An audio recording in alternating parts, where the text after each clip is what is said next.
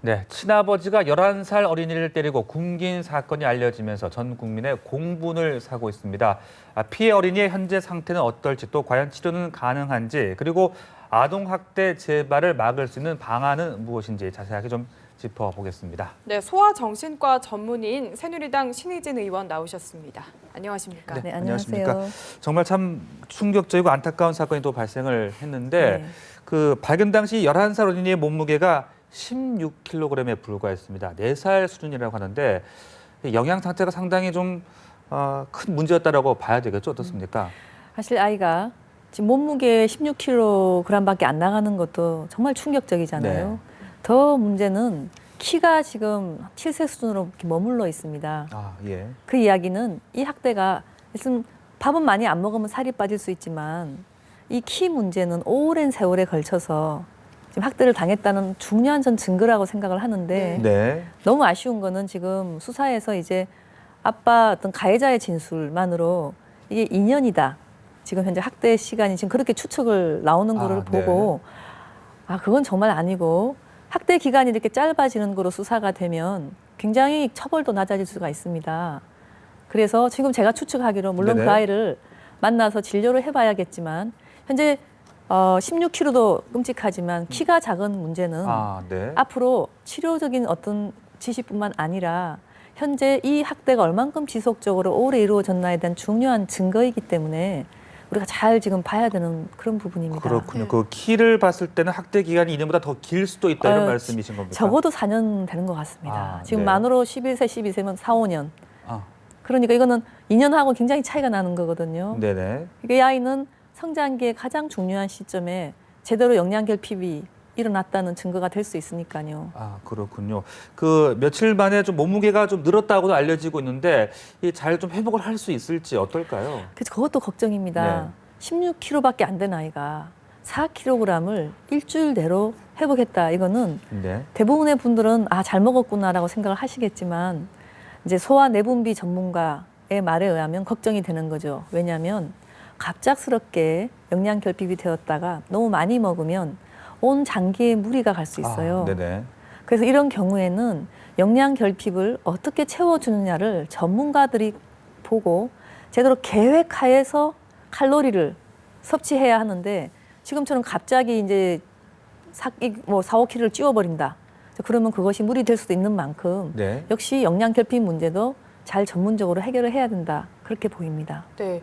그리고 아이가 앞으로도 또 성장을 계속해서 해 나가야 되는 시기인데요. 앞으로 어떤 치료들이 계속 병행이 돼야 될까요? 그래서 이제 일단은 영양 결핍에 의한 저성장이 심각하니까 네. 그 부분을 전문가들에 의해서 잘 성장시켜야 되는 거고요. 그 모든 거에 앞서서 가장 중요한 것은 이 아이를 잘 보호하는 시스템을 마련하는 것이고요. 또 하나는 보호된 상태에서 저는 심리적인 치료도 정상적인 사람이 되는데 너무 중요하다고 생각을 합니다. 네. 제가 잠시 보여드리겠습니다. 네네. 이것이 학대를 당했을 때 사람의 뇌가 어떻게 되나 하는 그림인데요. 도식적인 그림인데 이게 빨갛게 된 부분, 이 부분과 이 파란 이 부분이 어떤 부분이냐면 인간의 뇌에서 공격성을 조절하고 감정 조절, 충동 조절과 같은 굉장히 중요한 역할을 하는 본능적인 부분이죠. 이 부분에 학대를 당하게 되면 여기 상처가 가게 돼서 이 작동을 하지 않습니다. 그렇게 되면 어떤 사람이 될까요?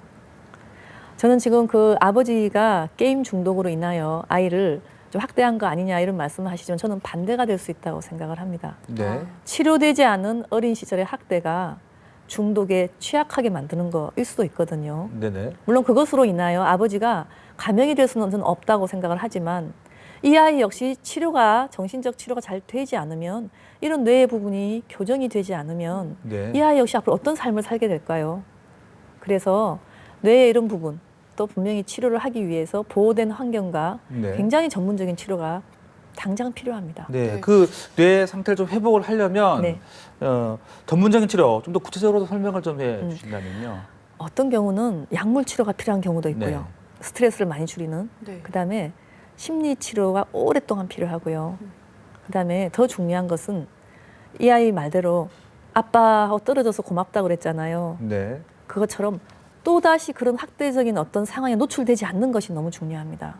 네. 그것을 계속하는 경우는 우리가 상처에다가 계속 물을 붓는 것과 같아요.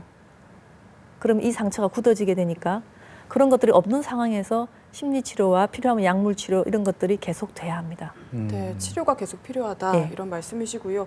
지금 아이 상태 정말 심각할 것 같은데 네. 소아정신과 전문의로서 지금 아이 상태를 좀 추측해 본다면 네. 어떠실 것 같나요? 이제 그거야말로 정확하게 제가 이제 병원에 가서 아이를 꼭 보고 싶습니다. 저는 네. 아동 학대와 성폭력을 치료하는 그런 전문가로서 오랜 동안 아이들을 돌봐왔는데요. 이 아이가 지금 또 일부 보도에서는 밝게 웃고 다니고 뭐 열심히 그거야말로 자기 방어적인 증상일 수 있습니다. 너무 아프고 힘들면 아이들은 침울한 것보다는 밝은 척을 해요. 이렇게 우리 거기에 넘어가면 안 된다고 항상 얘기하는데 네. 이 아이가 심리가 정말 어떤지를 명확하게 평가 판단하는 것도 지금 중요합니다.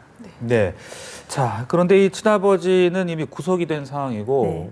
이 어머니가 양육을 하거나 뭐 돌보기가 힘들다면 이 아이는 앞으로 누가 돌봐야 되는 것인지 그 부분도 참 걱정스럽거든요. 바로 그것도 지금 우리 사회가 참 준비가 안 돼 있는 부분 중에 하나인데요. 우리가 네. 아동학대 처벌에 관한 특례법을 개정해서 작년 9월에 또 발효가 됐는데요. 그 법에 의하면 후견인이 지정이 될 수 있다 정도만 나와 있지 후견인을 어떤 식으로 네. 어떻게 마련한다는 부분은 사실 절차에 대한 부분 법에 없습니다. 아, 네. 그래서 당시 법 만들 때 일부 변호사들께서 이 후견인 지정에 대한 법도 지금 제대로 만들어야 된다고 했을 때 너무 많은 거를 다 담기는 어려우니 다음에 개정하자고 넘긴 바로 그 사항입니다. 그래서 지금이라도 저는 후견인을 잘 지정할 수 있도록 하는 법도 바꿔야 되고 그래서 이 아이도 역시 마찬가지로 부모가 아니라면 네. 다른 믿음을 가질 수 있는 분들이 제도 후견할 수 있도록 지원하는 것이 필요합니다. 네, 후견인제도가 좀 더 강화돼야 되겠다 그런 말씀이셨는데 만일 이 아이가 아버지와 다시 함께 살게 된다면 예. 또 다른 더 큰 문제가 생길 수 있는 겁니까? 어떻게 보십니까? 그렇죠. 아버지가 치료되지 않으시고 본인도 네.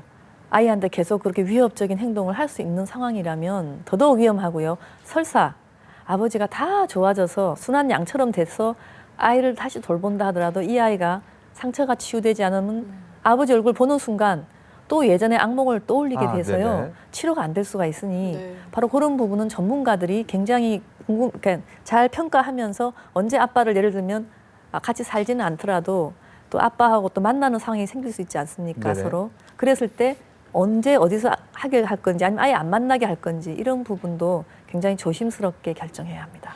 네.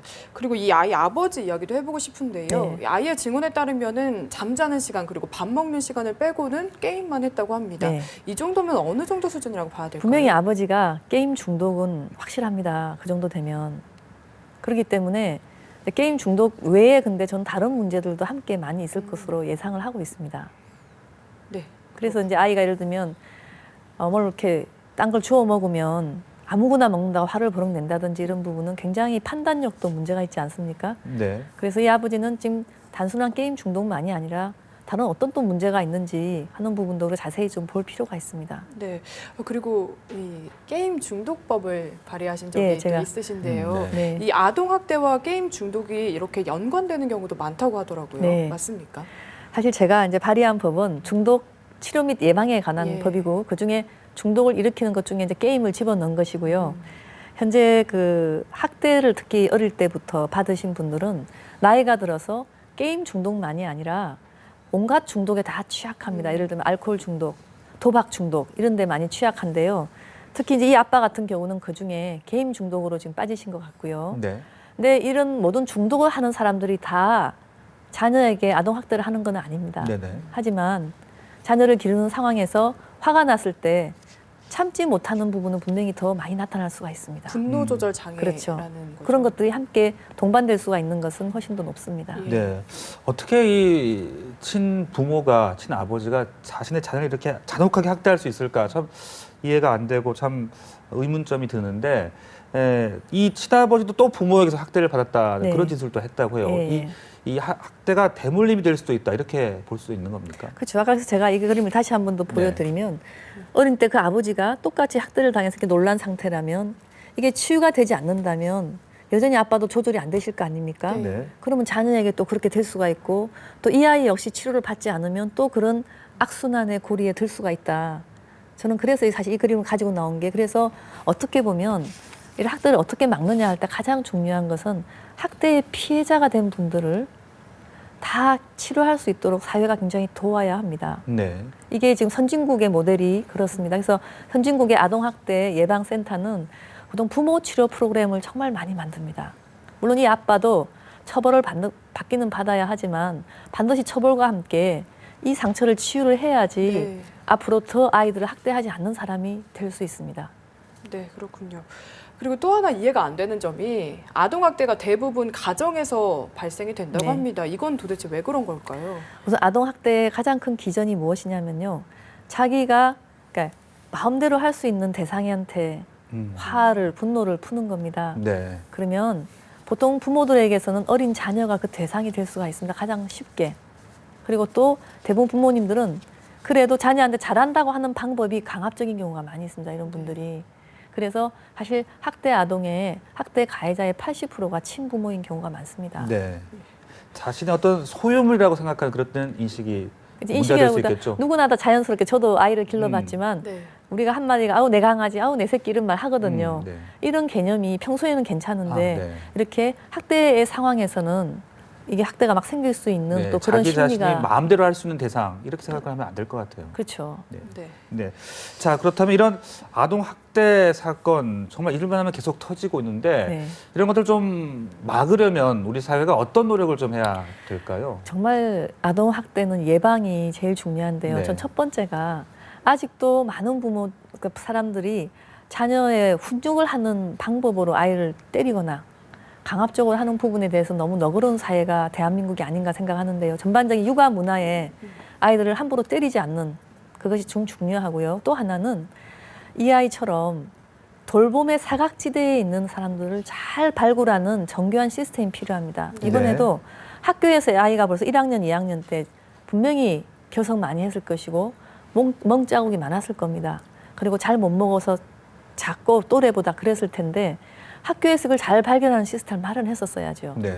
그리고 이 아이가 다른 데 이사 가서 학교로 안 가는 부분도 행정적인 시스템만 잘 추적했으면 분명히 막을 수 있었던 참사 아닙니까? 네네. 그렇기 때문에 돌봄의 사각지대에 있는 아이들을 잘 발굴해서 제대로 조사도 나가고 네. 또 문제가 생기면 빨리빨리 경찰에 연락할 수 있는 그런 시스템의 정말 매만짐이 참 중요합니다. 네, 시스템의 정비가 필요하다라는 말씀까지 들어봤고요. 지금까지 소아정신과 전문의 새누리당 신일진 의원과 이야기 나눴습니다. 말씀 감사합니다. 네. 고맙습니다.